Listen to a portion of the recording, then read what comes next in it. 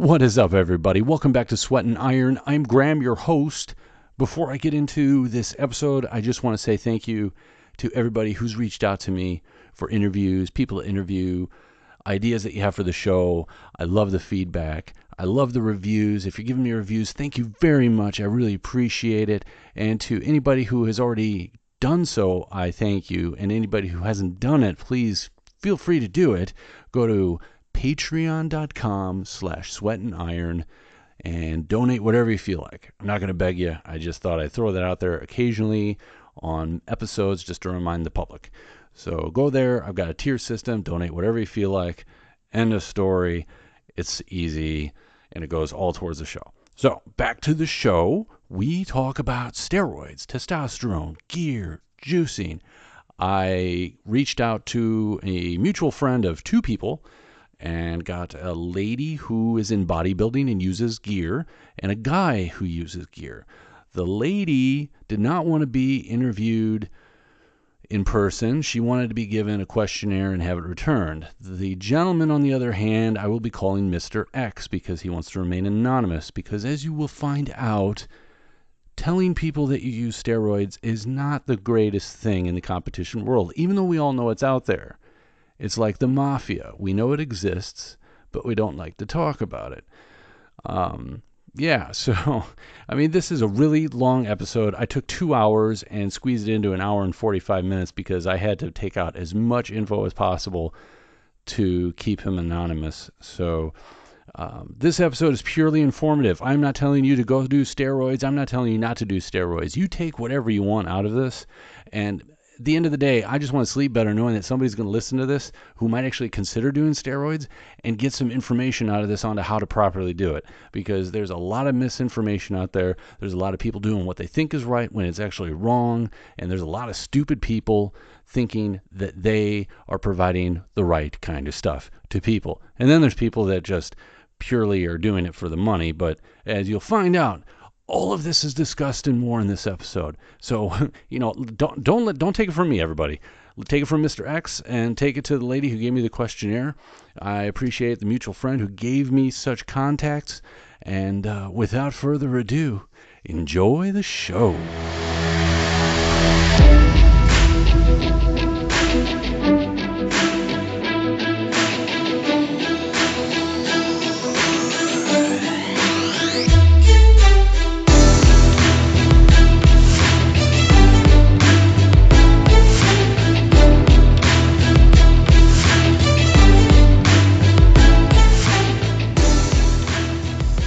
So, Mr. X, what is going on with your fitness? How long have you been a gym fanatic? How long have you been a gym rat? Well, the lifting aspect, I would like to say around 16, 17 years old when I started driving on my own. Mm-hmm. I had my mom, because my mom was a single mom of just me and my sister. I had her. I was like, Mom, is there any way you can go down and get me a gym membership down at the gym?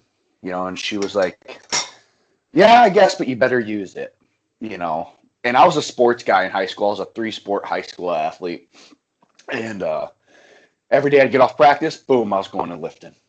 Mm-hmm. And then it wasn't that I wanted to do bodybuilding per se. It was just, I always was like, man, I want bigger biceps. Mm-hmm. Or, man, I really want these muscles on my neck to be bigger, that I didn't know what they were, You were thinking like every other young guy, you wanted a big upper body. Right. Never cared about my legs. And then, but they've always been strong. So, I just always started lifting. But as a kid, my mom would always think it was weird. We would walk past the muscle and fitness magazines. You're walking in the grocery store with your parents and you see the car magazines, the gun magazines, the magazines with girls.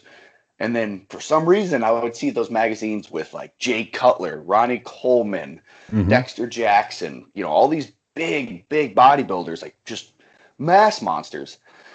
And I remember one day I saw one of, I think it was Dorian Yates. And it was talking about, him winning the Olympias. And I looked over and I was like, I want to look like that one day. And for that, I've always been interested in it, but I would, I would like to say 19 years old, I did my first show. I think I was 19, Whoa. 18. I did my first show. And after that, man, that's when the passion really kicked in. You know, I went in and I took the overall of my first show. Mm-hmm. And after that happened, you know, walking in, and I only trained for I think it was 13 weeks for one show. Whoa. Like consistent 13 weeks of training for one Yep. show, and I took the overall.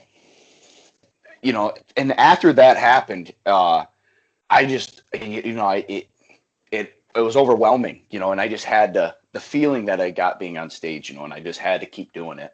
The rush. Oh yeah, it was something that, you know, it's It hard was to a night. explain, you know. It's like getting a high. It was just a great feeling. Exactly. Yeah, I loved it, you know, and so ever since then, you know, I didn't do another show for a while. I ended up some life changes happened. Had some kids, you know. Life took Yeah, me down a life different happens. path. I still lifted. I still, you know, I slowly was gaining size within this time. Obviously, throughout just growing older, you know, maturing a little bit, and on top of that, you know, I learned more about food and when I should intake certain foods, how I should intake certain foods, you know, proper lifting, just learning throughout the time, and ended up gaining size. And now now I am where I'm at, and you know, I did a show about a year and a half ago, Mm-hmm. and took that. I won that show too. Mm-hmm. So it's always been. So I've only done a couple shows, but it's been a fun ride. I love it. So how old are you now? I am 26. I'll be 27 in a little while. Okay. So, and you started doing the bodybuilding around 18, 19. So Yep. you've got like 8 years under your belt. Right. Yeah. I got about 8 years of solid training for one specific goal. Very nice. Yeah. Now, in order to achieve your goals of bodybuilding in the beginning, what was I mean, you were going for a body type. You weren't at Right. first thinking that you wanted to compete. Right. So at what point did you say to yourself, I'm going to go compete? And what fueled that? My insurance agent. Your insurance agent. Yeah. I was just at work one day. I used to work with my mom's the VP of a company, and I was working there. And I was up in my mom's office eating lunch, and I was wearing a cutoff T-shirt. Uh-huh. And my mom's insurance agent, who was our car insurance agent, she was like, "Whoa, has your son ever thought about doing bodybuilding?" Because she was a trainer. And my mom was like, "I don't think so." And the lady asked me, and I was like, "Oh, you know," I was like, I've always thought it was cool. I was like, just, you know, never knew how to get into that type of thing. Mm-hmm. Because I knew, you know, if you saw my family, there's nobody that's into the fitness industry. It's kind So, of complete opposite. so I never really knew the path to take. We talked, we sat down, we figured out how much it would be to do the show, you know, nutrition wise, training, all that nonsense. And you know, it really, after the first training session, there was just a fire that got lit. Mm-hmm. And ever since then, it's just never stopped. What's your nutrition look like? Do you do calories, or do you have a coach that just tells you what to do? Yeah, I have a coach that I pay for nutrition. They you know, they just send me my nutrition plan, and I follow that to a T. I used to count it really tightly when I had a job that I wasn't as active. I would count my, you know, I guess per se, you know, counting your macros very Mm-hmm. closely. I feel like now where I'm at in this stage where I understand my body so well Yeah. is I don't have to per se count macros more, you know, more than just making sure I'm putting in the food. You know, I still weigh it. You know, I'll weigh my chicken. I'll measure out veggies. Weigh my beef. But I do it in ounces. I don't do it in grams. And you know, if I want 8 ounces of chicken and I accidentally got 9 or 10 in there, I'm taking it. I'm eating it. If Mm-hmm. you know, I don't really count all too closely. When it comes down closer to a show, I'll get a little bit tighter, a little bit more picky, a little bit more strict on myself, you know, about 4 weeks out. But in But the off anytime, time, you give yourself some wiggle room. Well, not even in the off time. I mean, throughout the entire prep, I'll be pretty loose with Hmm. how I measure food. When it comes down to time, that you're really wanting to pull that extra water and you're really wanting to tighten everything up, that's when I'll start watching things a little bit closer. Okay. Yeah, I like how you said when you want to be loose, it's not that you. I'm going to guess here that what you mean is it's not so much the things that you eat, it's the amount that you eat. Because you could Right. say, yeah, I'm loose in what I'm eating here. I'm just eating a little bit more chicken than usual, maybe just a little bit more rice than usual. But you're not going out there and having loading up on cake and and all these other sweets. Exactly. Exactly. And I feel like a lot of people don't understand that, and I think if a lot more people would educate themselves, the nutrition aspect, it's the hardest part, but it's easy, you Hmm. know. And that's what I try to tell people all the time. I'll see people in the gym, and I'm a pretty vascular person. Once I start dropping some water, Hmm. um, I get really vascular, just ridiculous. And I always have people asking me like, "Oh, what do you do to get veins?" And it's like, I was born, and they're there. I, Good answer. vas- yeah, I mean, I don't take a medication for these to just come. They're there. They're veins. You have them too. Hmm. But I always tell people, it is a lot to do with your nutrition too. Hmm. Because like right now I'm walking around 220, Hmm. 225. Oh wow. I don't have veins popping out all over. I have veins in major muscle groups that pop out when I work out, Hmm. but not everywhere. But that's because it's my nutrition. My nutrition's way off point in the off season, especially right now for some reason, because I'm in the transition of a new job. I'm not eating like I should eat, so I'm stopping and getting snacks. And when you're a person who's typically tries to eat well, and you go to not eating well or not eating even enough, you realize where you start lacking in a lot of aspects. Like sure, my biceps haven't gotten smaller, but my muscle's not as hard. Hmm. Sure, my legs are still there, but they're not as split as they were before. Mm. Just certain aspects you start really realizing once you get to a point, like when I finally hit 220, 225, when I finally hit that weight, that was like, oh yes, I'm there. And then your nutrition starts to slip off. You're putting in enough calories to maintain the weight, but it's not the proper weight. Correct. I'm at this mid stage right now that I'm trying to still figure where life has been because this is a new job for me. I'm in this transition right now of trying to make sure I got, it's a process, because I work a lot, so it's a process Hmm. trying to figure all this out. You had a routine before. You had a set routine based upon when you get a routine, you have to factor in your job, you have to factor in Right. your family time, you have to factor in gym time, when Yep. you're going to eat your meals, and you have totally taken your routine and turned it upside down by transitioning into this different job, and you just have to put everything back in order again. So, Mr. X, Yes, sir. let's get into now that we got your background, we know quite a bit more about you now. Do you mind if we go into what the meat and potatoes of this interview are going to be about? Let's get I it. think I think you know where we're going. I hear you. We are going into what people call juicing, aka roids, aka whatever else they call it. Pharmaceuticals. Yeah. All right, so I've interviewed. You're my first actual interview that someone's actually talked to me. I have another kind of I don't know how you'd call it. I interviewed someone through a questionnaire and they sent it back to me through our mutual friend who linked Okay. us up. And so I've got that person's answers. It's a woman, so it gives a totally different perspective, probably from your perspective, since you're a man, Right. um, because the industry is very centered around dudes and women in the Right. field. From what I've read, women rely a lot on the guys and their knowledge and knowing the ins and outs of everything. In an aspect, I would have to agree. Hmm. In certain cases, you may meet a lot of women that have great knowledge. of Mm-hmm. maybe not gear per se, but proper things you can do while taking gear, juice, roids, whatever you'd like to call it. Interesting. Okay, so let's dive into one of the first questions here. How how long have you? I mean, the obvious one. How long have you been using it? Um, I would Using say I'm them. going. I would say I'm going on about 4 years.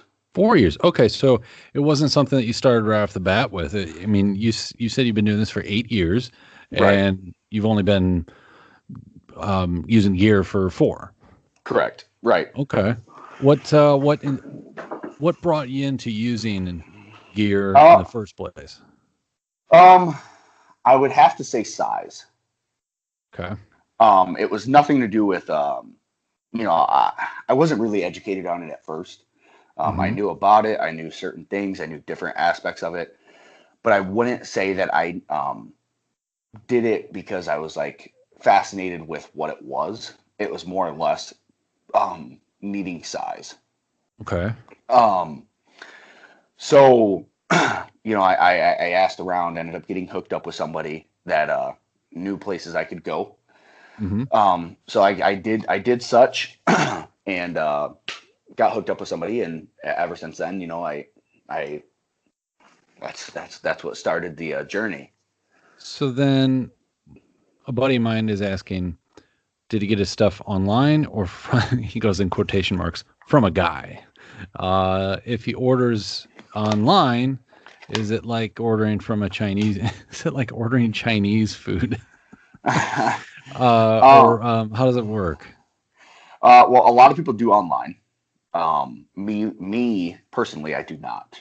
Okay. I don't trust. Sounds may sound weird. Some people say online stuff is a lot cleaner. But when you go through the quote unquote black market, whether it's online, whether it's through your local friendly neighborhood dealer, Hmm.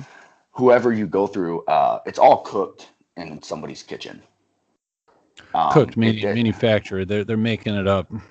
Right. Unless you're going through a laboratory, a doctor, it's not something that you're going to find that is 100% correct.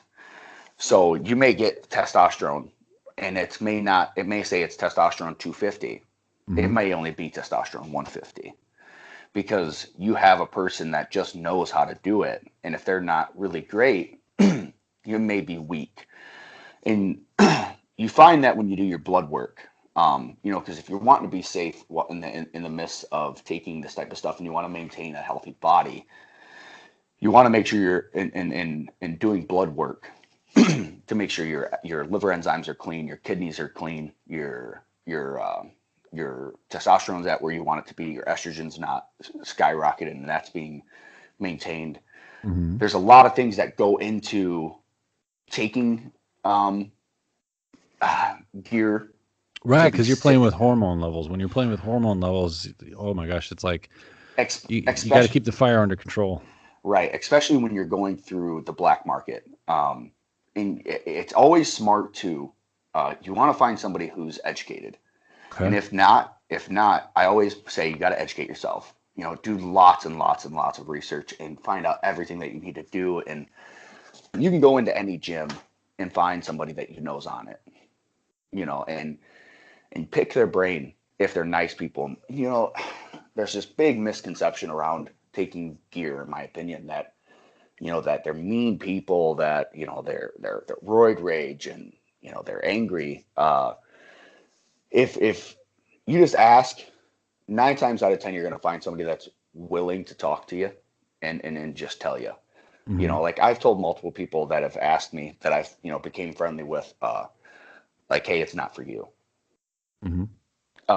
And the reason I say that is if you can't gain size in a natural aspect and understand muscle development in a natural way, taking steroids is not going to help you. It's not going to improve You what you haven't even figured out yet for yourself. correct.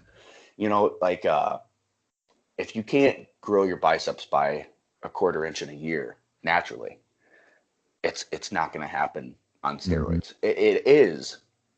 I guess it's you're kind of it's a double-edged sword. It's gonna happen because you're gonna gain size, but it's not proper. Because that's the other misconception around it too, is when people find out you're taking it, they're like, "Oh, great, uh, you know, you're big, but you're only big because you take this. Oh, great, you're lean, but you're only lean because you take this." They Mm-hmm. don't understand the people like the Ronnie Colemans walking around in the offseason at 340 pounds at 5'10", 5'11". That didn't happen because he sat on his couch. Mm-hmm. That happened through years of hard work and years of training and years of massive food intake and just Understanding his own body and what works. right. And that's where I feel like it gets lost. But yeah. Well, hey, that's why we're doing this interview, man. There are so many misconceptions out there that when I started doing this podcast, this is one of the very first things that I wanted to wrap my arms around and just, get a better understanding of it, because you hear so many different stories and people are using gear in quotation marks. Honestly, I had no idea what gear was. Funny story. When I first started getting into lifting weights and checking out supplements and stuff, I actually called gym clothes gear once online, and somebody messaged me and said, "You don't want to say that." And I'm like, "Why not? It's gym gear." And they're like, "No, no, no, no. People are going to think you're talking about something else." And I had no idea at the time that that was a term that was tossed around. So, Right. I'm learning by going, but yeah, I mean, that's just my little funny tidbit about gym gear. But I'm just so glad that you're talking to me about this, because it's one of those things, it's out there. It's like the mafia. It's out there, Right. but nobody talks about Right. it. Right. It's one of those things, don't ask, don't tell type of things. Yeah. Especially in the fitness industry. Because there's a lot of people you wouldn't realize are on it. Actors, models. Hmm. There's so many people that are on it, and it's just one of those don't ask, don't tell type of things. And It's I've just talked what to it our is. mutual friend about that, and I said, okay, so why is it that you get these people that have amazing bodies that look like they push their bodies to the limits, which you do, and they do these competitions, and it turns out that they're using, yet they go to these competitions that aren't getting tested, and at the same time, if they come out about it, she told me, I can't remember their names. There were two people that were big time athletes that had sports names behind them, and then they came out saying, "Yeah, I use, no big deal," and then they got their sponsorships dropped. Yeah, I know a guy who was in the IFBB, Lee Priest. That's Um, it. That's the guy she was talking about. yeah, Lee Priest. He was just very honest and up and out about his supplement usage, and they blackballed him. Hmm. He got kicked out of he got banned from the IFBB for X amount of years. He couldn't compete, all sorts of stuff. And he was one of the greats. He's still talked about today. And he hasn't competed in the IFBB for years and years and years. And he competed against the not the golden era, but the era right after, with the Kevin Lavronis, the Dorian Yates, the Flex Wheelers, Hmm. he competed with all these fantastic athletes that, we don't see today. Now, okay, so you said you get your blood work done. You said you don't Yep. order it online. So does Nope. that mean, how did you find the person to go to then? Did you simply find somebody who you had an idea was A using? mutual, no, I actually went to a mutual friend that I knew was using, and just talked to them about, the whole game per se. Okay. And, they were able to link me up with somebody who was actually the person that knew a lot about it, how to get it. And so they hooked me up with that person. And ever since then, I've just been going through that person. It's actually fairly, I hate to say it, but it was easy. Right. Well, you went through the proper channels, which made it easier too, I think. You went to Right. the person that you knew. You did your little questionnaire thing. You asked them. You were faced upfront about why you wanted to do it, and they probably asked you questions right back, right, to see if Hmm. you were the right person to be using. And then once you guys got the green light, then they're like, okay, let's go on to the next stage. Right. Right. Exactly. So then you get regular blood work. How often do you get your blood work checked? When I'm running a cycle, it'll be around every 8 to 10 weeks. 8 to 10 weeks. So you do an 8 to 10 week cycle? No, I'll do it depends. Okay. Yeah, walk me So through how a cycle works. when you're going to go do a show, usually you'll do it for about 20 weeks. Okay. So I get tested right before I start doing anything to find out where my baseline is. Okay. And then when I start, when I'm 8 weeks in, 8 to 10 weeks in, somewhere in that time frame, I'll go and get it again just to see where I'm at now. Mm-hmm. So I check to see, is my testosterone where I want it? Is my estrogen where I want it? Is my liver enzymes high? Do I need to start taking more liver pills, more kidney pills, more heart pills? What do I need to do to make sure my levels are correct? Okay. And then again, additionally, another 8 to 10 weeks after, usually you're at your show time or post show, Mm-hmm. you'll do another blood work just to see if you're still doing good. Have your liver enzymes skyrocketed? Did your testosterone drop? Did your testosterone raise? And then again, after you pull off of everything and you've maintained, a healthy regimen of your vitamins, a healthy regimen of eating, all that healthy regimen of everything, you go and get tested again to make sure. There's usually 3 blood tests in a healthy way to make sure you're okay. Your pre-test before you ever start, I don't feel like it's necessary, but it's good because you find out a baseline. Baseline, yep. Your post, after you're off of everything, in my opinion, it's probably the most important. If you don't ever do one throughout your entire cycle, your baseline is your most important because you're finding out, did your testosterone come back on? Mm-hmm. Your natural producing testosterone, is it back? Are your liver enzymes still high? If so, you need to go see a doctor. Are your kidney enzymes high? Is your estrogen still high? Those are all things that you need to find out and that need to be regulated, because if not, that's when a lot of side effects start happening. Yes. Yeah, we'll get into side effects later. Um, do you tell your doctor that you're using? No, so I don't even go through my doctor to go get blood work done.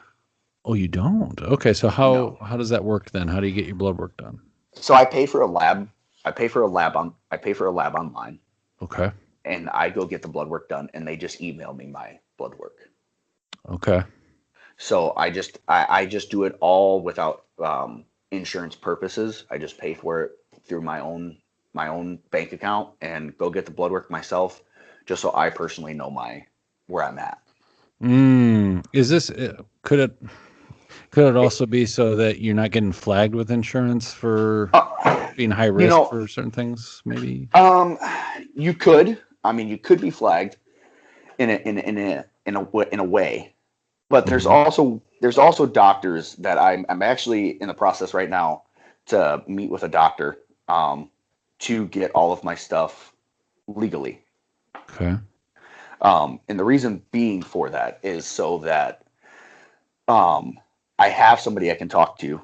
I have somebody that I can discuss everything with. I have somebody that can help me with my baseline levels. I can have somebody help me while I'm running different things, because I'm to the stage now where I don't need to run these massive quantities and massive levels of anything, Mm-hmm. nor do I want to. I wasn't one of those type of people that wanted to be like I said, a mass monster. So to Sure. me, I've used it to the point where I've wanted to. Mm-hmm. Now I'm good. So Okay. now I just need to find my baseline for when I go and do shows, or if I'm just looking for that extra push, or if I'm looking for uh, a little bit more size. I have somebody I can be in contact with. I have somebody I can get it legally. I have somebody that is able to help me and coach me and guide me in maybe a way that I've never had before. I see. Okay. And you say you're working on it. So I've talked with a buddy of mine. There was an episode that we did on the legal TRT, or Mm-hmm. well, what it's supposed to be used for, but then some people will do higher doses, yada, yada, yada. He Yeah. mentioned something along the lines of there are doctors out there that do what you're saying, but Yep. tend to get flagged by the FDA. They do. Some do. Yes. Okay. It depends on where you go. You know, Okay. there's doctors everywhere. You know, it doesn't matter where you live. You're gonna be able to find what they call a gear doctor. Okay. Okay, you go in there, you state your name, you state what you want, you leave with everything you wanted. Mm-hmm. Those are the doctors that end up getting flagged Okay. because there's no rhyme or reason behind why they're giving anybody anything. Mm-hmm. They're just giving it. So these are those doctors like, but there was a doctor I think, um, and I think he got in trouble for giving a lot of people like a weight loss medication. I think, Yes. Yeah, I know who you're and, talking about. His and whole he clinic got shut down. and he fled the country. Yep. So that's uh, one of those bad doctors Yes, I know. who, He was all over the news. I remember that yeah, guy. doctor whatever. I think it was Dr. Gupta. That's the guy. Yeah, he had a big clinic. He had clinics all over the place. He had a lot of clientele, and then all of a sudden, boom. He dropped off the face of the earth. So you have doctors like that. You know, the doctor that I go through or that I will be going through, I'm just Hmm. waiting for him to review my blood work. Basically, that's where he's not getting in trouble. Is he's a how do you pronounce the word? Why can't I think of it? He's a hormone doctor. So that's what he Okay. does. He helps people with with thyroid problems, testosterone, anything hormone related. He's a That's rheumatologist. Yes, there we go. That's what he does. Okay. And so, yes, in an instance, I guess some people, if you were to talk to him about it, they would say, okay, well, he's a gear doctor. Well, no, but yes, he will prescribe you what people would call gear. Technically, you're going to him for what he does. You're seeing a specialist who monitors hormone therapy. Correct. And that's really what I'm going for. Okay. Um, can I say I would never take higher levels of testosterone? No. But I would only be taking it underneath the guidance of a doctor. Maybe he may not be the one saying to do something, Mm-hmm. but I would have a doctor that I would be going through legitly, that I would have all of my stuff that I needed to do through him. And I don't even want to say that I would ever do higher levels. I would just be going through him to make sure that I'm keeping this baseline of where I've gotten to. Okay. And it's kind of hard because right now I have mixed emotions about it. I would love to compete again. That is Mm-hmm. my all-time goal. I want to get my IFBB Pro card. That's always been a goal of mine. But I feel like where life has taken me today, I don't Mm-hmm. know if it's ever achievable. And you know, people always say, "Well, every goal is always achievable." Well, I've gotten to the point in life, you know, where mortgage and my kids are more important than making sure I'm stepping on stage. What they mean to say is goals are achievable. You just have to see what you need to sacrifice in order to reach them. Right. And you know, right now I'm already sacrificing with the time I spend at work. I'm already sacrificing a lot of time out of home. My home life is already sacrificed. Hey, Um, understandable. I worked a job where I did 12-hour swing shifts during the week. Oh my yeah. God. And it was right after my daughter was born. And I did that for like 2 years. And I missed out on a lot of that bonding experience. So it took a lot of, Yes. once I got back on a regular shift of working, it was very stressful on our relationship trying to get to know one another. Yeah, and that's where I'm at right now. Is you know, right now I'm working anywhere from 50 to 60 hours a week. Hmm. Um, so I'm not home often. And so I right now I'm at this point in time where I'm trying to figure out, okay, you know, I need to reevaluate my lifting regimen. I need to reevaluate my life. And then, you know, the question will pop up. I'm not sure if you would have asked is, okay, then why still keep taking it? Yeah. Why keep taking it? Because there's got to be long term. I mean, with anything, there's always the possibility of long-term side effects, right? Right. There's long-term side effect, and then here's my argument with that. Sure, there may be. Um, but then, you know, my question is you look at the Arnold Schwarzeneggers, the Okay. Sylvester Stallones, you look at the people who have been taking stuff for years Yep. and years, and they're healthy. What Hmm. it is it's that baseline level. Okay. You find that baseline level. If say your body's naturally you're naturally producing 150, what they would equivalent to 150 megs of testosterone a week naturally, but you're putting in 200. Your testosterone levels drop naturally when you start synthetically giving your body testosterone. Yeah, because your body thinks you're okay, so it's not going to produce any. Right. So if you only maintain a little above your natural producing levels of testosterone with a healthy regimen of, liver pills, heart pills, kidney pills, pills to keep the enzymes or the bad stuff, the toxins out, Mm-hmm. you're diminishing the quote unquote side effects. You're flying under the radar. Right. Okay. All right. So, let's get into. I've got 3 questions about side effects here, or I think 3. Don't quote me on that because I don't know how to count. So very first one, I'm going to go with the ridiculous question. This is from Josh, who says, "How does he deal with shrinking balls?" Well, Josh, it makes your shaft look a little bit bigger. Oh, okay. So I guess if you're having problems in that environment, technically, I guess it makes everything else look a little bit bigger when that looks a little bit smaller. Okay. That never really bothered me. They do drop, after you come off. While you're on it, it's like you're always cold is what they look like. It's like you're always cold. They're just, like you came out of cold water? yeah, that's what it is almost all the time. I mean, you have times of the day. I mean, that's kind of one of those questions I guess you never really talk about. There might be times where you wake up in the middle of the night or, in the morning and your balls are dropped. That's one of those weird questions. I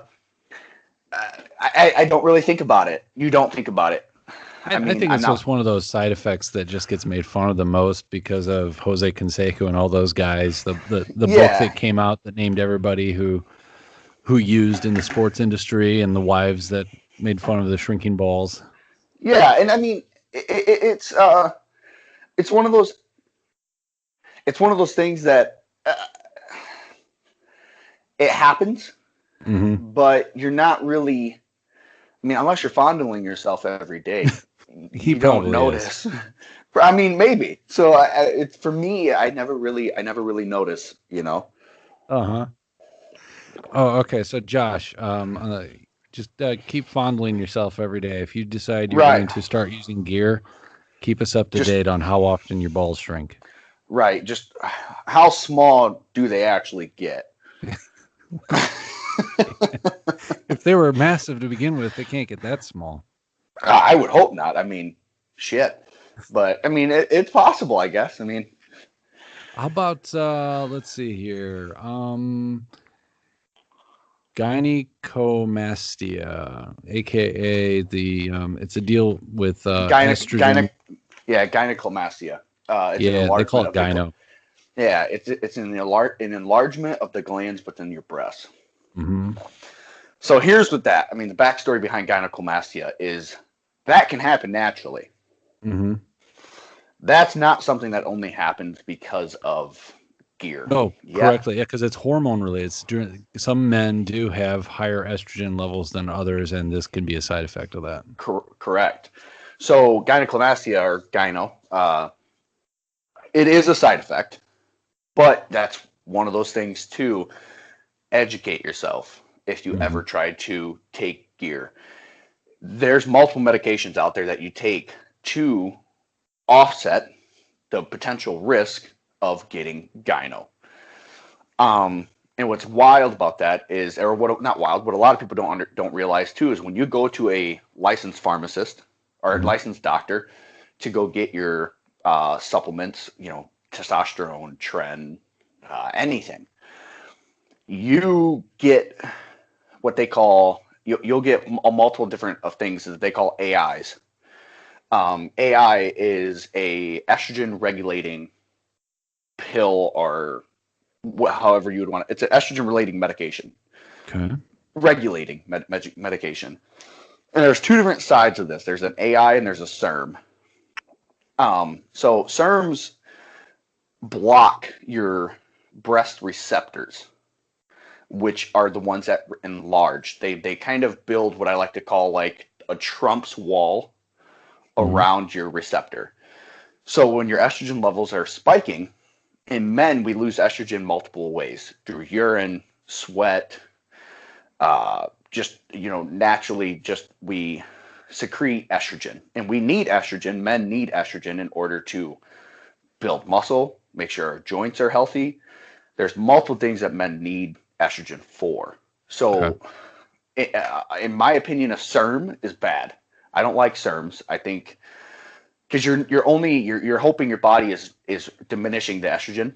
Hmm. So to stop the gyno, AIs are the best. So a doctor is going to prescribe you, or you could find on the black market, anastrozole, Arimidex, uh, Aromacin. Hmm. Hopefully I'm pronouncing these names correctly.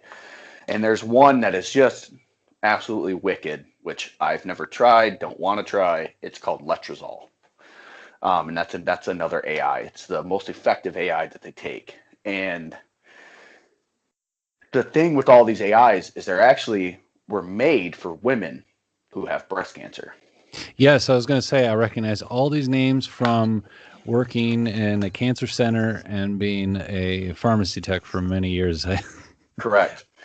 So these AIs that were made for women, because I mean, maybe as you know, when women have breast cancer, the high levels of estrogen cause the cancer to grow.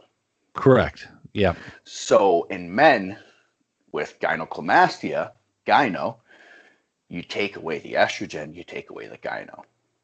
Mm. But like I have a friend, he has gyno naturally. He's had it since high school. When he Hmm. went through puberty, the spike in testosterone, Oh, went through the roof. it went through the roof like every male does. That's when your voice starts squeaking when you talk, and you start getting that deeper voice, but then it spikes and you start growing and your joints start hurting a little bit. What happened with him is it went to his breasts. Yeah. His higher levels of estrogen went to his breasts, which caused gynecomastia. He had to have gyno surgery at 17 years old. Oh, he had to have the chest surgery. At 17 years old, Wow. because it wasn't going away. They prescribed him all these medications, and the doctor even thought about letrozole. But the problem with letrozole is it's a 99% effective estrogen regulating medication. It eliminates 99% of the estrogen that you have in your body. Hmm. Well, the problem with that, you lose estrogen, you lose, the fluid in your joints, you lose testosterone, you lose everything. It's all gone. You start, you feel horrible. Like I've had a couple friends who have taken letrozole, and they tell me they're like, dude, it's awful. If you're not offsetting your letrozole with testosterone replacement, you're done. You feel absolutely fatigued. You have no motivation. Your joints hurt just waking up. So the gynecomastia, it's a tricky game, because you have some people, like I know other people too, who have never taken a single thing for estrogen regulation, Hmm. ever. And these are people taking massive quantities of testosterone. They've never gotten gyno. But I also know people like my friend who have never taken testosterone, Hmm. or they take small amounts of testosterone and they get gyno. So would you say it's a case by case basis then? I would, personally, I would. Like me personally, I get it. I have to take estrogen regulating medications to regulate my estrogen because I get it. Like your nipples start getting sensitive and your chest starts to hurt a little bit. They get a little puffy. I Hmm. have to take that kind of stuff. So I don't know why my dictionary and my brain's all messed up right now. Uh, It's because I'm it's Saturday. yeah. So I'm sub. Why? What is the S word? What am I searching for in my You're brain right now? supplementing your. Suitable. Fuck. Excuse my language. Oh, you could swear on here. It's all good. um, I'm prone to getting it. There's another way of putting it. I'm prone to getting it. The very first Okay. time I ever ran testosterone, I got a small case of it, was able to diminish it by offsetting it with a higher dosage of anastrozole Okay. and diminish the quote unquote lump that you get, because you do get a lump. What Mm-hmm. happens is it starts getting a little inflamed. Start taking more higher level of anastrozole on a regular basis. It went down when I pulled off of testosterone after that cycle was over. I just made sure I maintained my dosage of anastrozole for a while until the sensitivity and the lump was entirely gone. Ever since then, ever since my very first cycle, because I wasn't really that educated on it. That's why nowadays I've made sure I educated myself a lot. Um, that's why nowadays when I run, Mm-hmm. I make sure I'm doing high, not high. I make sure I'm doing a regular dosage of anastrozole, or Arimidex, Aromacin, sometimes a SERM, Novladex. I take something. I think those. Okay, so it was only two questions about side effects because you already answered some of the other ones dealing with how do you deal with heart monitoring, liver, blah blah blah. You already answered that with the Yeah, but blood we work. can. Yeah, I mean, if we have to though, we can go in if there's other questions, or like it doesn't. I mean, the liver, like for instance, liver pills. It's Yeah. simple. Something as small as milk thistle. You can go to GNC, Walmart, CVS. You go and buy milk thistle. It's known for diminishing liver enzymes, Mm-hmm. and it's something that people just take in natural. Uh, just some of their supplements that they take throughout the day, like vitamins. It's just one of their vitamins that they take is milk thistle or dandelion root for your heart. Um, it's just there's multitude of different things that you can take to help regulate that. Like I know some people take. It sounds weird. They take the natural root to diminish some of these effects of like apple cider vinegar to help Oh, remove extra toxins out of their body. Uh, apple cider and it, vinegar is like one of those magic bullets that people use. They're just like, I'm just going to take it because it does so much. and that's the thing, I feel like that's the other bad thing around the verbiage of gear is these guys or women are, they just don't care about their bodies. Why Mm-hmm. would they do this? A lot of Mm-hmm. these people, they're so educated on fitness and health. Mm-hmm. It's they just wouldn't understand. It's incredible some of the knowledge that you'll receive through some of these people. Knowledge of hormones, knowledge of medications, knowledge of food, uh, all different types of aspects that go into into fitness. That when you start talking about that in a aspect of gear, also, Mm-hmm. it's incredible. Like you don't want to have a high fat diet while taking gear. Some people tell you because it's hard on your liver. Uh-huh. You don't want to have, you don't want to be high carb diet because it spikes the insulin too high. So then your Ooh, stomach will start to grow. So okay. there's so many different things. Like I mean, you could talk for days about all the different aspects of it. But I mean, it's wild. I mean, when I first got into quote unquote the game, I started learning a lot, a Mm-hmm. lot. Was reading forums online all the time. And the crazy thing that you'll find out is a lot of these forums are overseas based. The UK, Germany, Mm-hmm. Europe. They're all over in other countries. Because the United States is like super against all of that. Oh yeah, it's like Fort Knox over here when it comes to that information. Yes. So, going back to doing your research and everything, let's Yeah. just say I'm a guy coming in to wanting to. Granted, I've interviewed you, but we're gonna use our imaginations here. Like we were talking about Mister Rogers earlier. Let's go to our make believe neighborhood, and I'm coming in and I'm saying, you know what, I want to start using steroids, Right. and I find a guy.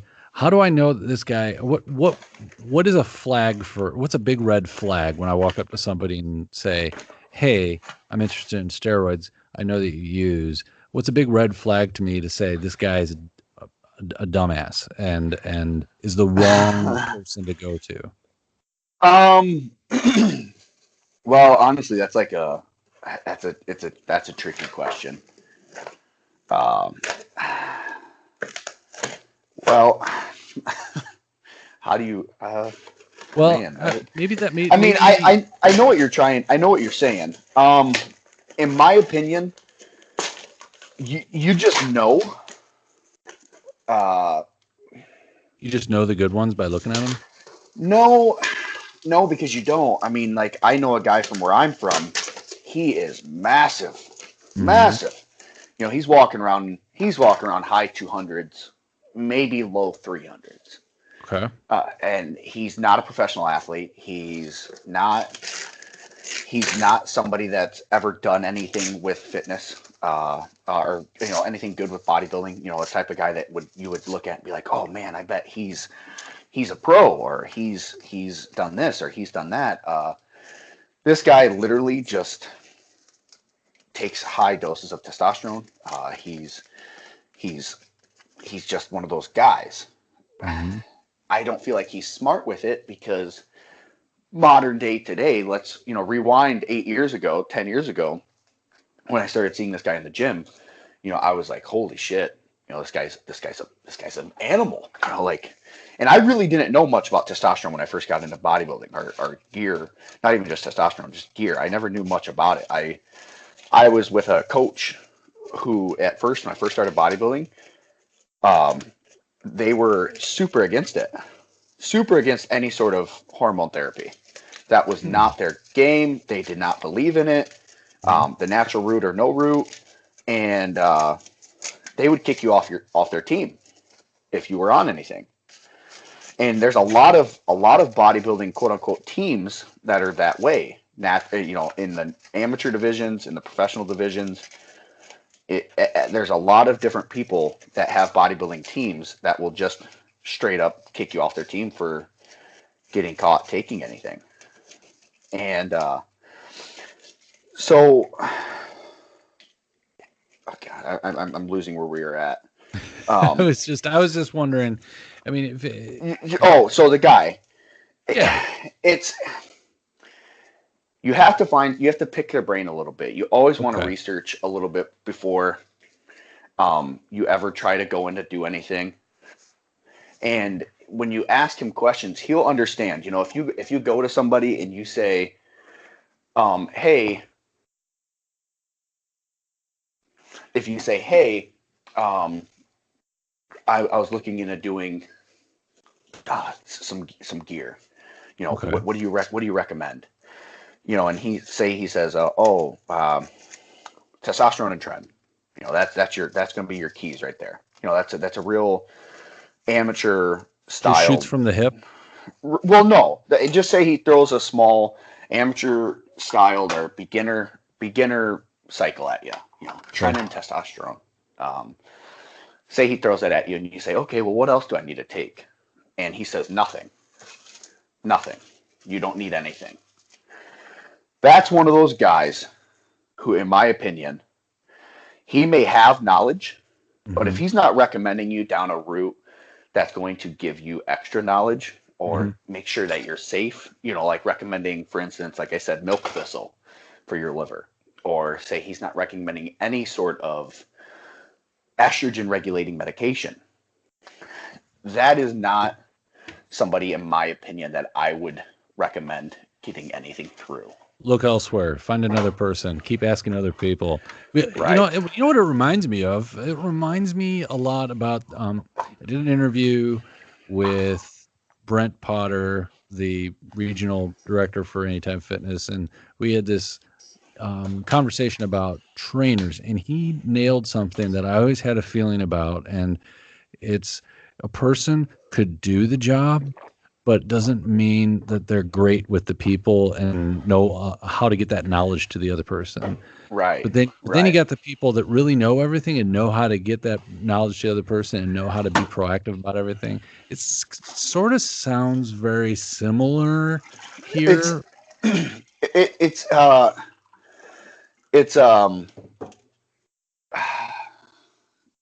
it's the end game. Hmm. You may have a trainer, or not, let's put it this way here, because I have a big thing against trainers. Some, Okay. not all, big gyms. You said what was the person's name? Brent Potter. Okay, so Anytime Fitness per se, um, because that's who you said he managed for, correct? Correct. So Brent Potter, the way he puts it. Now, when I change it into a trainer-related goal or trainer-related aspect, a lot of trainers, in my opinion, are educated on themselves. Mm-hmm. They're educated on how they can eat, how they can grow, how they themselves as an Mm-hmm. individual can get better. And that's how they don't know how to transfer that into, okay, this person has bad knees, they have a bad back, or they have a bad hip, or bad, whatever you want to, however you want to place it, whatever injuries or faults that they have. They Mm-hmm. don't know how to, transfer, okay, well, my knee hurts today, I got to do this into them. Now, with you talking about gear, because this person maybe has never taken any sort of estrogen related medication Mm-hmm. or any sort of enzyme regulating medication, Mm-hmm. they're not going to talk to you about it. They may know all sorts about it. They're just not going to tell you because they themselves don't have to do it. They haven't experienced having the need to do it yet, so therefore they're not going to bring it up because it's not one of those things that just sets off a flag like, oh, you want to be careful about this. Right. So, and that's how yeah, I mean, it is the same in a sense, like if they've never had those problems, they don't know how to talk about it, you know. But there are a lot of trainers out there that are very smart on this stuff that have never taken it, are Mm-hmm. very smart on training, but they've never had to train that way. Mm-hmm. Any industry you go into, especially the fitness industry, there are so many flaws, so many. Yeah. Even on the natural route of taking supplements. You go Mm-hmm. into GNC and you go to buy a supplement. I don't care what state you're in. You're going to find somebody that says that this protein is better than that protein. This is the best product ever. I totally recommend this. And it turns out that's the only product they've ever used in the whole store. And then you go over to this other product and you go, well, what about this one? Oh, I don't know much about that one. I got to read up on that. A lot of people have been buying it lately. Oh, okay. Thanks. Yeah, or you'll find the on the cover, like gain 15 pounds of muscle in 8 weeks. Right. No, it's not going to happen. It doesn't happen in it doesn't happen naturally.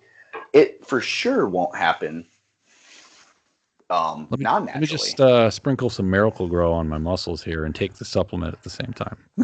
Right. And I feel like that's the other misconception around gear is, you know, you'll have these trainers that'll tell people, like, hey, you had a 15-pound swing in 8 weeks, Mm-hmm. meaning, you lost 15 pounds of muscle or fat and gained 15 pounds of the quote, I always hear it, lean muscle mass in 8 weeks, 10 weeks, 12 weeks, whatever the weekage is. And it's false. It's simply false information. And I feel like that's how a lot of these big gyms, like the Anytime Fitnesses, the LA Fitnesses, the Snap Fitnesses, there's a lot of misconceptions on muscle growth and fat loss.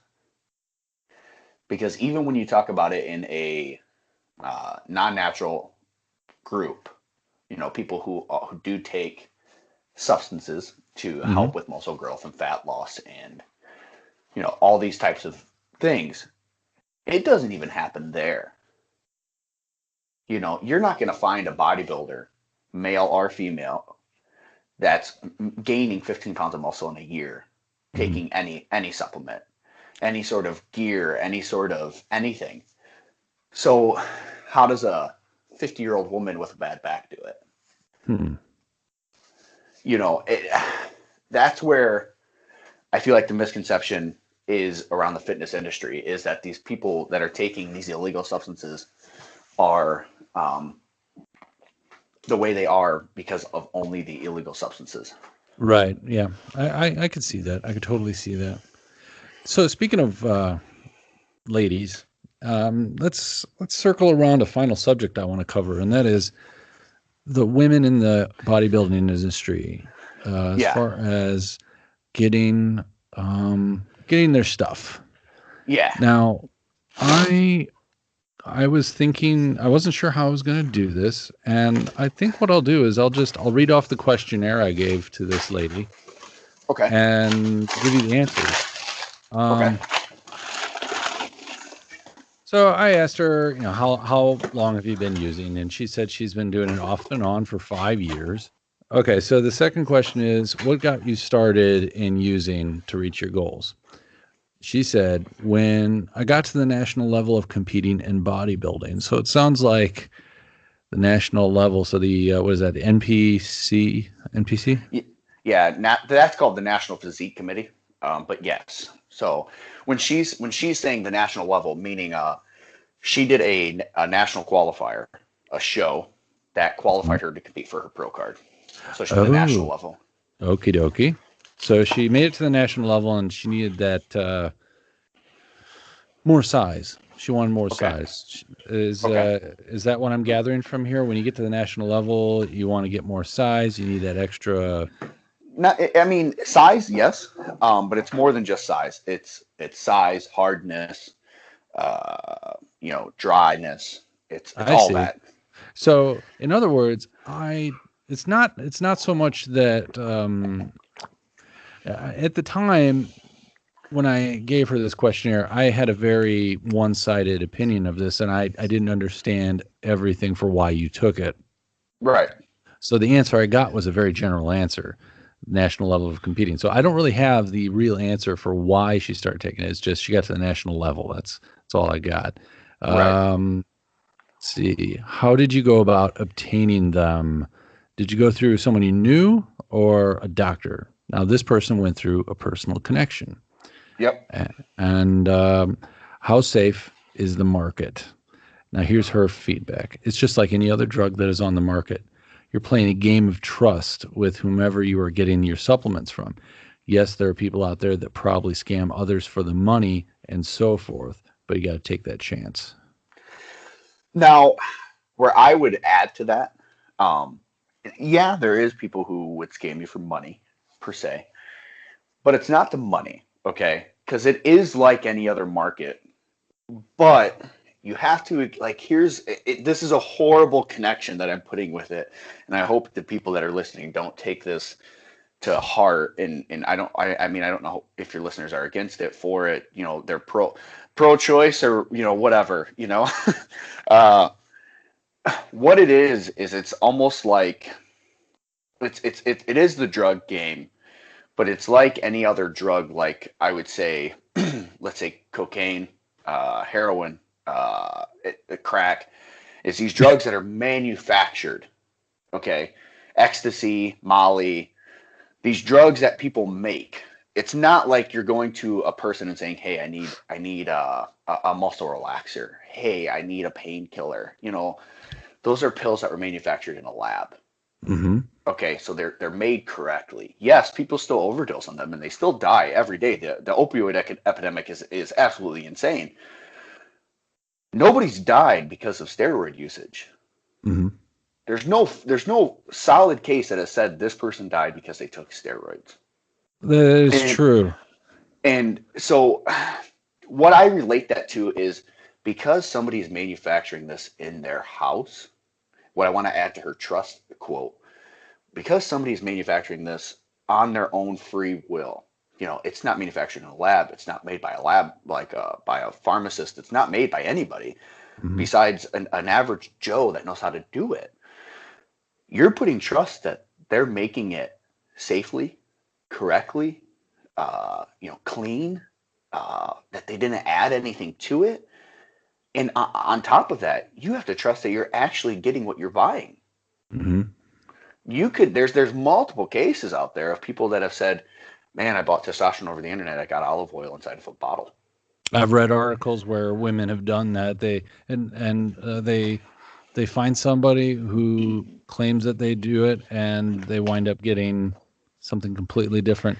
But I've also Yeah. read that what you told me earlier, where you're not necessarily getting either the purest form or 100% what you're supposed to be getting, which is, would you say instead of getting 200, you're getting 150, Yeah, I 100? mean, it could be anything. I mean, there's multiple different things besides just testosterone.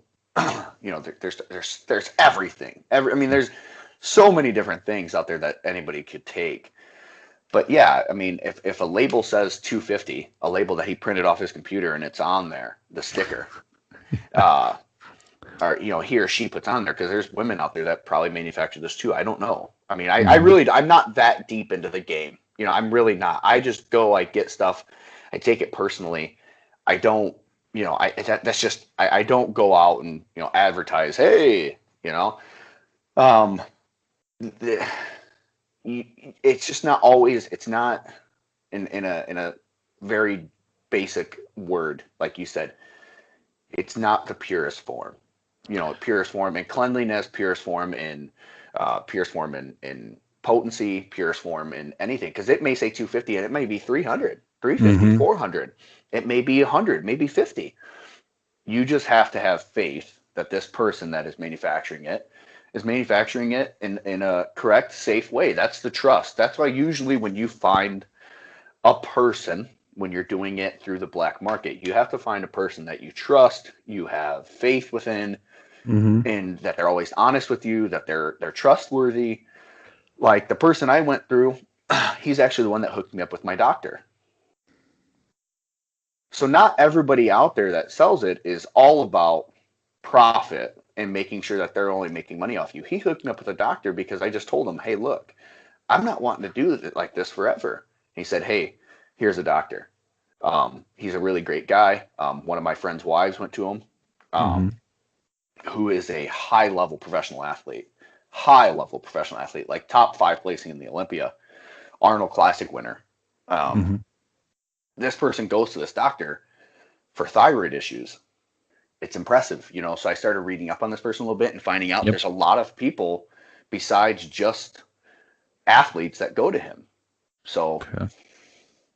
Yeah, well, I mean, that's a good point that you brought up, that it's not just about money per se. It's, some people are actually just out there to make sure, okay, if you want to use this, I'm just going to give you some backstory here and knowledge, for you to take on your own. And while you're at it, why don't you look into this too, because this might be beneficial too down the road, stuff like that. right. Um, then I said, okay, so any side effects of the ones you've tried? Now, I didn't specifically ask what she tried, but she said high sex drive and acne were common ones that she personally experienced. I hear growth, change. Okay, so hair growth, change of voice, and mood swings can occur too. Since I compete, that comes with the territory, anyways, because of how long you prepped for. Are you wanting me to comment on the question, the answer? Like, I don't know, because I mean, what do you feel like doing, Mister X? um, so I personally, once again, I'm going to say it's a case to case basis, I guess.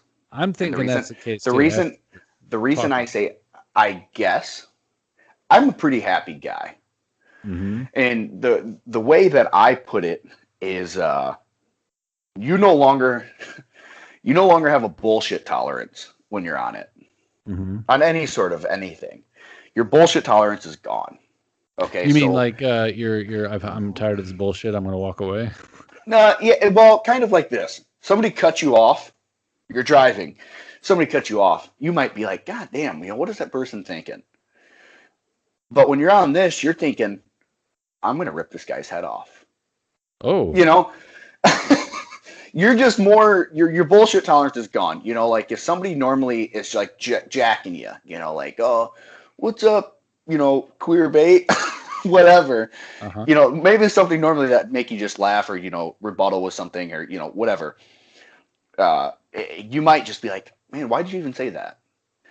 So what I always say, for me personally, you have to be in a clean state of mind. Okay, you got to be happy. You got to remember you're at a exponential level of all of your hormones. Your hormones are all over the place. Yep. you're so if you're not in a clean, happy go lucky state of mind, you're gonna be pissy. You're gonna wanna, you're gonna be more prone to getting angry. You're gonna be more prone to being sad. You're gonna be more prone to whatever emotion that you're feeling. It's gonna be heightened. That's how I put it. If you're mad, you're gonna be more mad. If you're sad, you're gonna be more sad. If you're happy, you're happier. In my case, when I'm running a cycle, your energy levels are high. Your self-worth you feel like is high. Your your when you look at yourself, your personal the way you see yourself, you just think you may look exactly the same on it as you did off of it at the beginning of your 4 weeks in, but you just feel so much better. You look at yourself and you're like, man, I look great. I You look know, great today. with you saying that, I get into why do you use it if there's such a high stigma towards it? Now, you just said part of what she said, and I'm really interested in hearing what you have to say more about this. People view steroids like it's some horrible drug recreationally, I'm sorry, I skipped a line.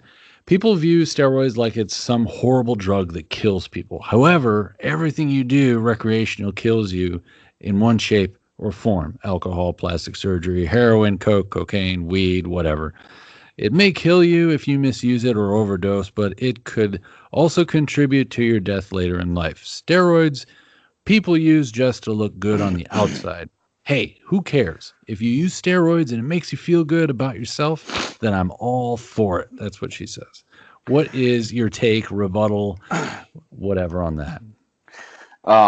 The death aspect, I don't agree with. Well, we already Okay, covered that earlier. right. The feel good, look good aspect, I 100% agree with. I mean, when you take it, yes, you feel fantastic.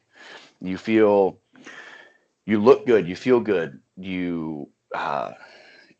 As long as, like I said, you're in a clean state of mind, you feel great.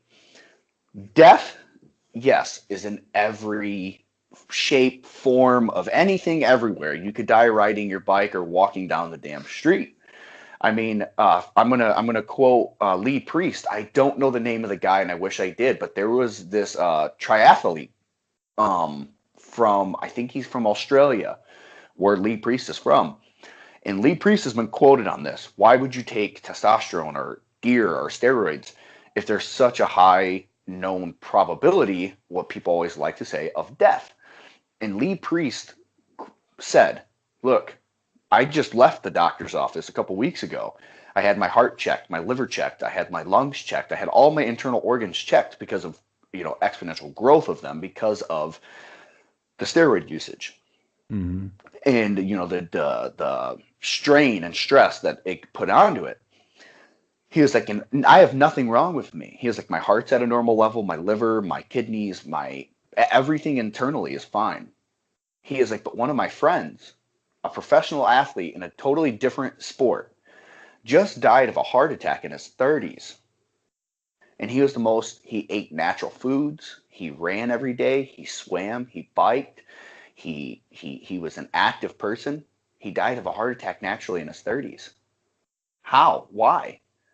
When you have guys who take testosterone and women that take testosterone and all these other types of supplements that are steroid supplements, but they're alive in their 60s, 70s, Mm-hmm. and they're not dead. They're healthy. They're living lives. Arnold Schwarzenegger was the governor of California. I mean, you look at those type of things and you ask yourself, how did this happen? And he said, everybody's body has a clock. When it's done ticking, it's done ticking.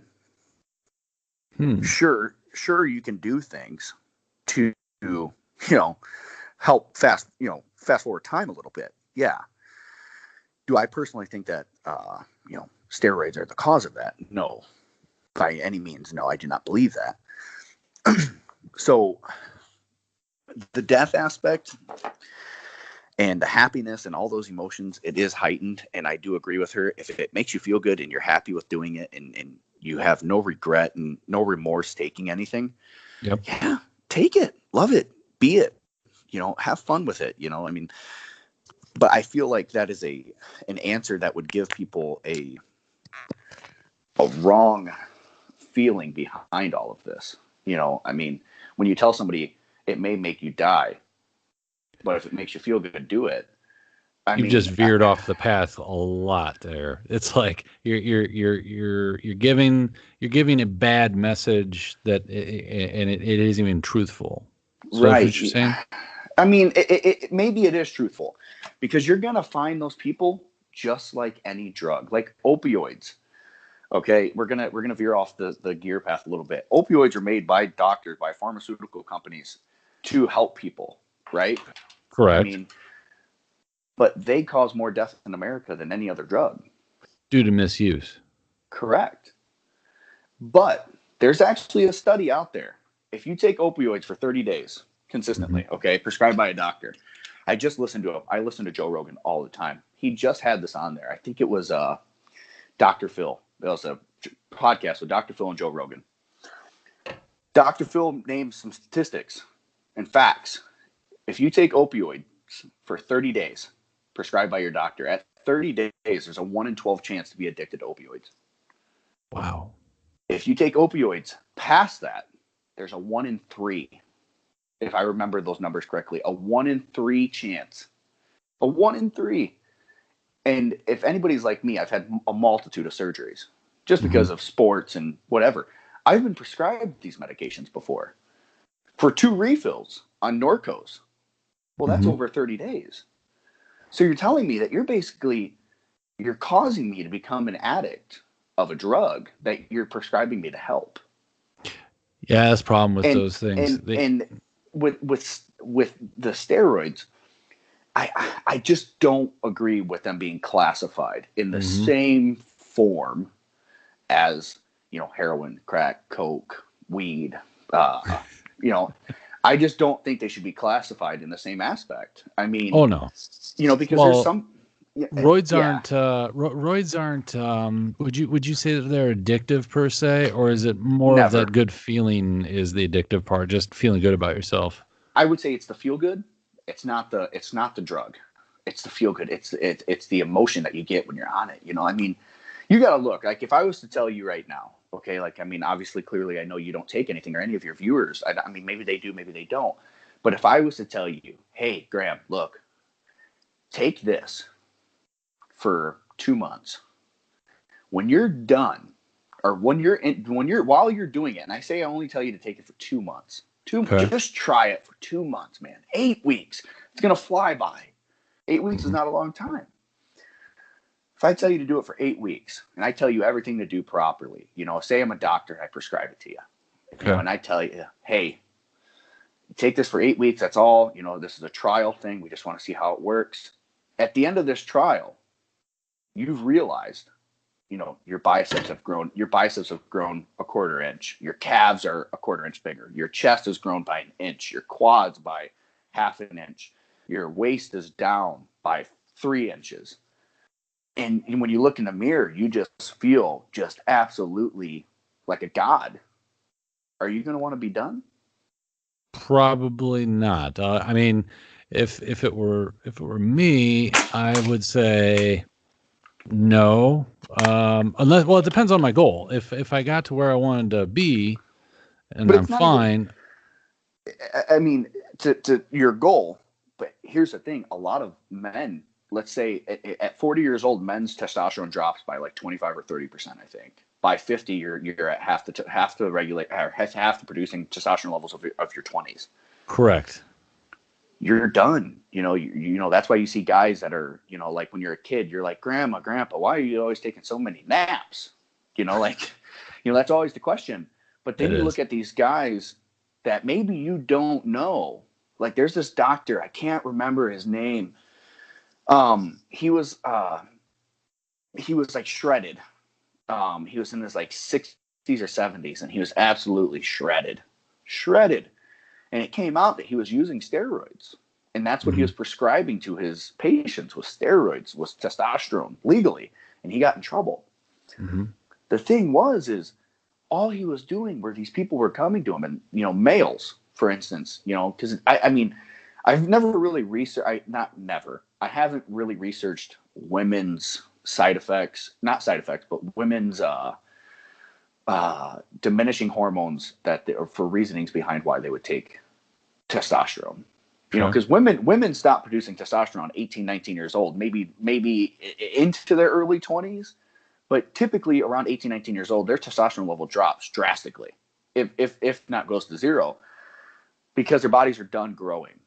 They're done. For males, we keep growing until like our early 20s, So the reason behind men taking testosterone is what it does. It makes you feel good again. You're young again. You feel stronger. Your bone density is getting stronger. Your muscle growth is higher. Your protein synthesis is better.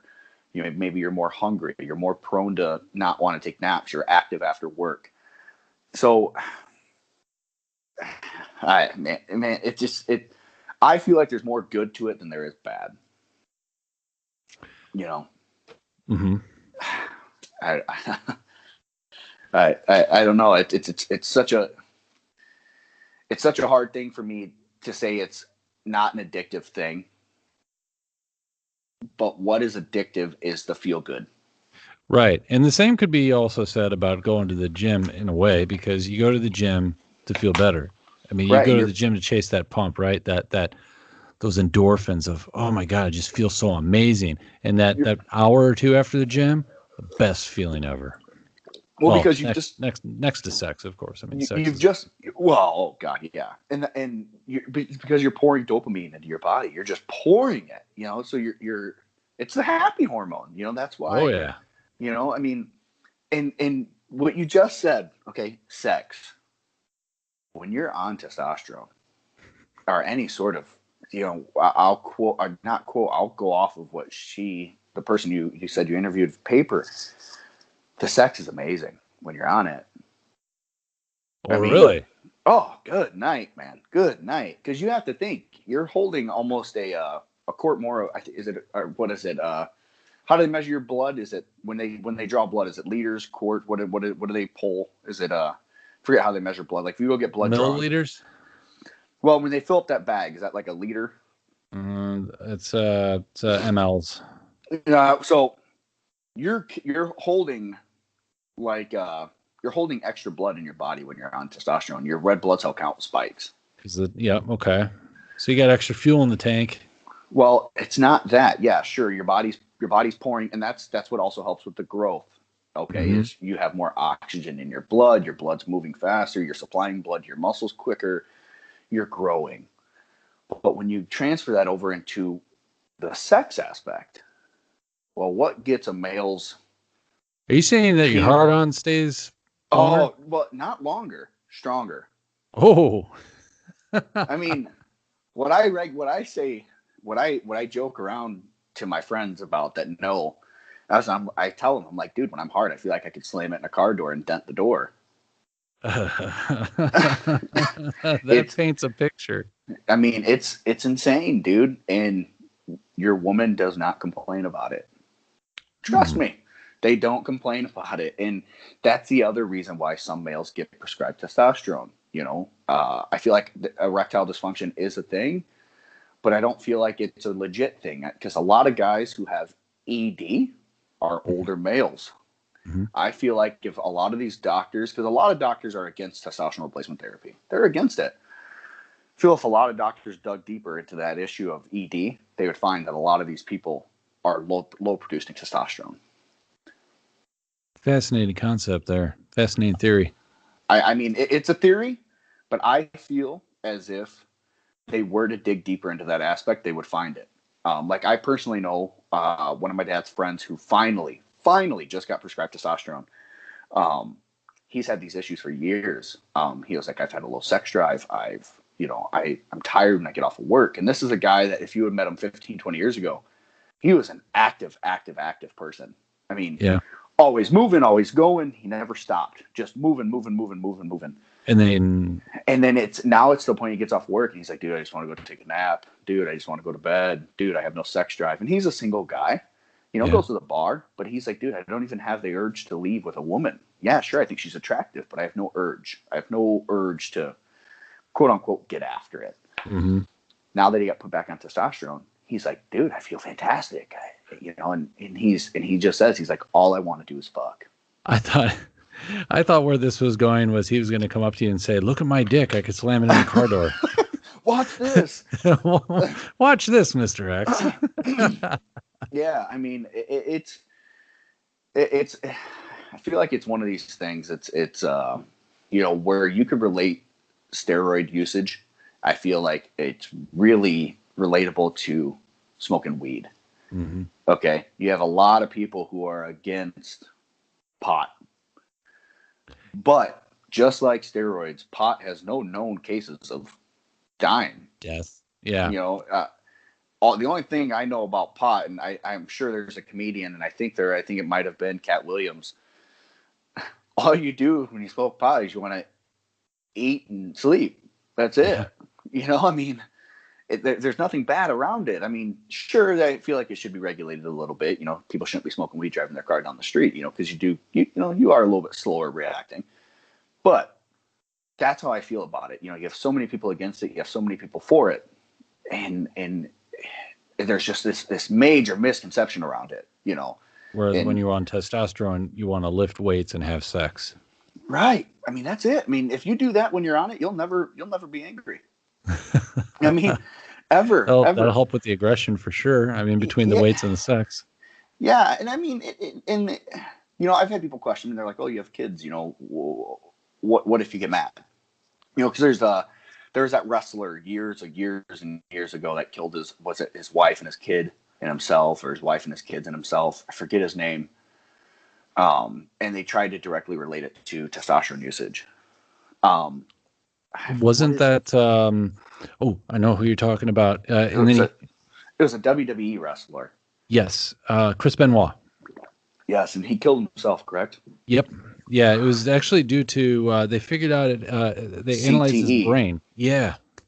But there was a major story going on during that time. Oh, it obviously got spun. I wasn't using then. That it was because of steroid usage. He snapped. It was roid rage. It was this. It was that.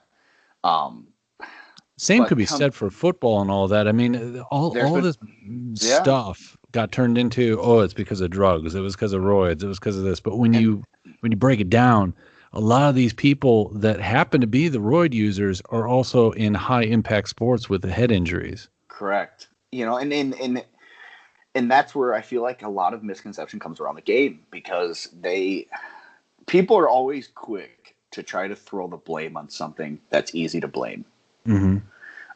And honestly, and obviously, testosterone or any sort of steroid is an easy blame because it's illegal. Opioids aren't illegal. So if like that football game this season, when Aaron Rodgers got hurt in the middle of the game, and then he came back second half, and everybody was like, "Oh, they must have gave him the happy pills," because he was happy and he was smiling. And his post game interview, it was just absolutely ridiculous because he just looked like he was like so content. That was the Bears game. I remember that too, because I work in the Chicago area, and everybody was all like, "Yes." I was watching Facebook. Everybody's like, "Yes, he's out," and then later they're like, "Oh," like Facebook shut up after he came back. Yeah, and when you look at it like that, nobody's saying anything about the pill that they gave him. It was a giant joke. But if you had a football player like Ray Lewis, and I know he never did anything or never got caught for doing anything, you have him smacking into a running back and just absolutely fucking annihilating him. If he was using steroids and broke somebody's leg by tackling them, perfect form tackle, didn't lead with his helmet like this dumbass rule is nowadays. Yeah. Didn't lead with his helmet, and perfectly formed tackle, and breaks his leg. And come to find out, say he gets tested and he finds out he's on testosterone. What's going to be said? Oh, he broke his leg because he's taking testosterone, and he's crazy, and he's an animal, and he's got a lot going against him too, because he was in prison. Right. So and I just feel like there's just everywhere you look in any aspect of steroid usage, There's more to the picture. Yeah, and where I agree, and I keep quoting, not keep quoting, I've quoted him already. Like, I listened to a lot of different podcasts. Yep. Joe Rogan has one talking about steroids. He was talking with Dorian Yates, one of the greats, one of the legends of the game. And like he said, he asked Dorian why, and Dorian simply kind of said how I said, and a lot of people say they started taking it because of the sport. That's it. Dorian Yates no longer takes it. Obviously, he's clearly no longer as big as he was when he took it. But like Joe Rogan said, there's certain sports that he doesn't believe that it should be legal in, but he does believe it should be legal. He doesn't find an issue with it, I think, if I remember correctly. Like fighting, for instance. There should be no reason to have steroids in fighting. Right. Football, who cares? Baseball, who cares? Yeah. It's, in my opinion, there's a rhyme and a reason for it. And I agree and disagree with Joe Rogan on the fighting aspect. We can't regulate, okay, fighters can't take it because they're punching people in the face. They're going to break somebody's jaw. Okay, well, I mean, why should a football player, like somebody the size of Ray Lewis, Brian Urlacher, why can't I think of his name? Mark. The guy for the guy for the Bears right now. Why am I losing his name? Mack? Yeah, Khalil Mack. Guys of that size. Yeah. We can't. You can't expect a running back at 200 pounds to take a hit from Khalil Mack at, let's say he was at a 270 pounds solid muscle mass, running a 4.4 40, smacking into a 200-pound running back. That's not safe. I was listening to a podcast where they were talking about baseball, and it was crime in sports. It's these two.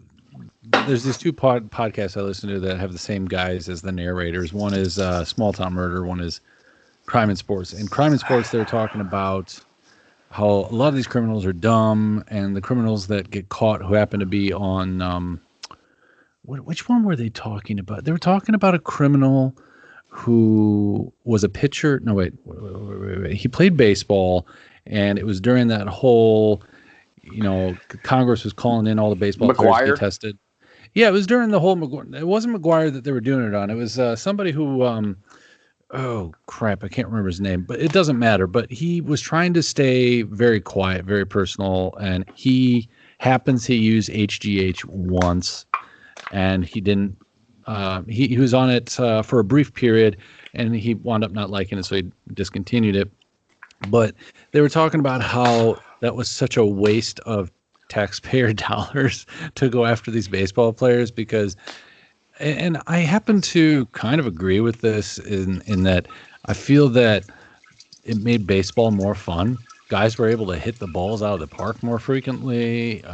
You saw a lot of crazy plays going on that weren't happening before. It added this. I just felt like it added this spice to the game that before it was kind of like baseball. Yeah. Well, because you had these players like, Sammy Sosa, Mark McGuire, a multitude of players back then. They got caught. Like you just said, I mean, what's more exciting than going to a baseball game and seeing somebody crank the ball 480 feet? Oh, yeah. I mean, come on. I mean, it's incredible. You see that and you're like, wow. So what harm did Sammy Sosa do? Mark McGuire do? I mean, did they hurt anybody? No. All they did was hit a damn baseball super far and throw it really fast. And when you dig deep, it's a major, major, major issue because it's an illegal substance. Yeah. But if one of these players got caught taking, or get prescribed by the team doctor an opioid or some sort of muscle relaxer or something, because they have a partially torn glute, hamstring, calf, bicep, whatever, just to make them through that game, say it's the last game of the season, just to get them, push them through that game, are they going to be, they're not going to be mad about it. No. They're going to be like, well, great, Sammy Sosa made it through the game. We won. If the pitcher or the catcher that retired after the Cubs won the series, I can't think of his name. They were praising him, for his time with the Cubs. Mm-hmm. If he was caught that very last game of the series when the Cubs finally won a series from after, what was it, 100 and some odd years, if he was caught because his knees were shot and his back was bad from just being in that position for years and years and years and years and years, if he was caught taking a Norco or a Vicodin, or I don't know a lot of these pills because I'm not a druggie. If he was caught taking one of those that last game, say he got drug tested, got caught, Mm-hmm. do you think he would have still been praised like he was praised? Of course. Mm. Chuck But if he, Knobloch, that was the guy that I was thinking about. Chuck okay, Knobloch. okay.